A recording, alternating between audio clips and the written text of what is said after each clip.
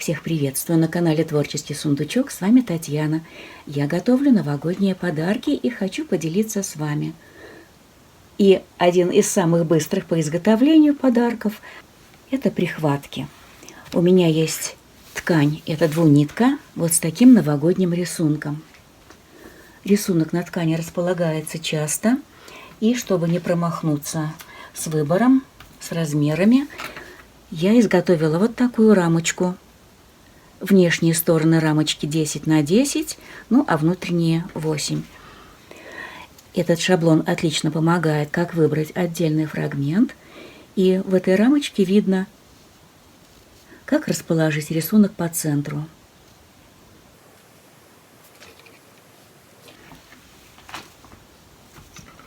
Я вырезала вот такие квадраты размером 10 на 10. И вот эти светлые квадраты, я сразу оговорюсь, желательно, чтобы они были потоньше. Также этих квадратов 4, зеленого цвета тоже 4, и один центральный квадрат вот с таким новогодним рисунком. Кроме этих квадратов, я вырезала еще один большой квадрат размером 19 на 19 и такого же размера наполнитель. У меня это ватин. Можно взять любой толстый наполнитель, то есть можно использовать даже драп от старого пальто. И также понадобится бейка. Я взяла красного цвета бейку, она отлично будет перекликаться вот с этими шариками на елке. Светлые квадратики я сложила вот таким образом пополам и приутюжила. И теперь я их накладываю на зеленые квадратики вот таким образом к уголочкам, совмещая уголочки.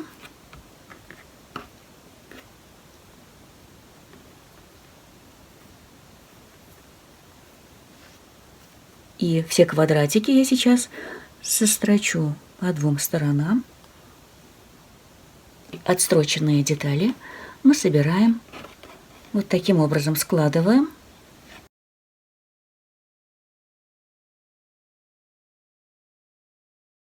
Складываем друг на друга и соединяем.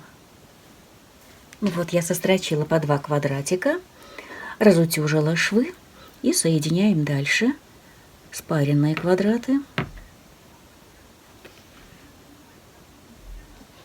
И вот что у нас получилось. Дальше мы берем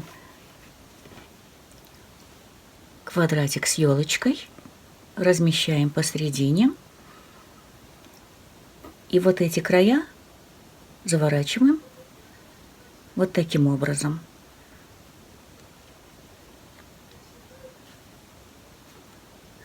И это надо закрепить булавочками.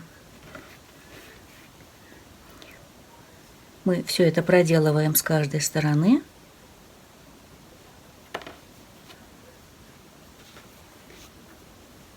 Каждый завернутый край мы прострачиваем на машинке. Ну вот, я сделала отстрочку центрального квадратика, пришила швом зигзаг. Если у вас нету этой функции, то можно и на прямострочной машинке пройтись по самому краюшку загибки прямой строчкой. Будет то же самое. Ну вот почему я говорила, что вот эту светлую ткань надо брать потоньше, потому что здесь получается в центральной части 4 слоя. 2 слоя светлой ткани, зеленая ткань и центральный квадрат. Если же эта ткань будет толстая, то толщина получится ощутимая. И вот теперь я делаю такой бутерброд и сострачиваю все слои по периметру. Ну вот, я сделала отстрочку, выровняла края и еще сделала простежку в край светлой ткани, не захватывая светлую ткань, вот таким образом, чтобы закрепить все слои. И теперь с изнаночной стороны я буду пришивать бейку. подвернув начало ленты, я начну пришивать. Пришила бейку. Есть много способов, как правильно пришивать бейку. Я решила не заморачиваться. Вот таким образом я сейчас отворачиваю бейку на лицевую сторону. Вот видите, что на уголочках у меня образуются вот такие складочки, которые придают правильную форму уголку.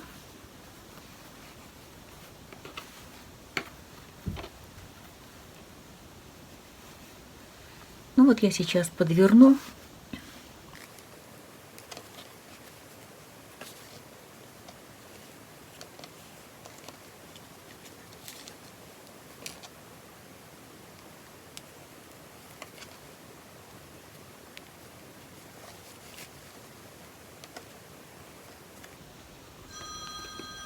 Уголочек получается вот таким хорошим.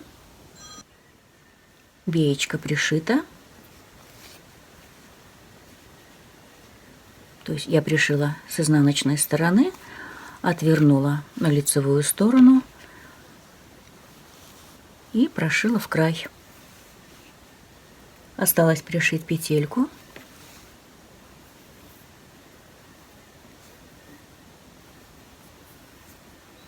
Вот такая полоска 3 сантиметра шириной и сантиметров 13 примерно в длину.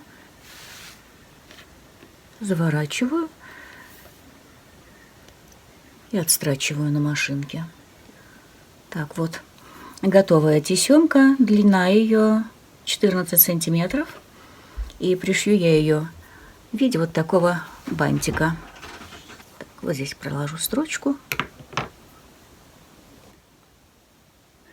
И вот готовая прихватка. В средней части получилось потолще, но разница не критична. Прихватку удобно держать в руках, но я подозреваю, что она будет висеть как украшение на кухне. Ткани я подобрала новогодние, а елочка говорит сама за себя. Мне прихватка нравится, и она будет не единственная. Нашью еще несколько таких. Надеюсь, я вас вдохновила, и вам тоже захочется повторить мою работу. Если понравилось, ставьте лайки, пишите отзывы, делитесь своим мнением, а также делитесь с друзьями в соцсетях. А я с вами на этом прощаюсь. До скорой встречи.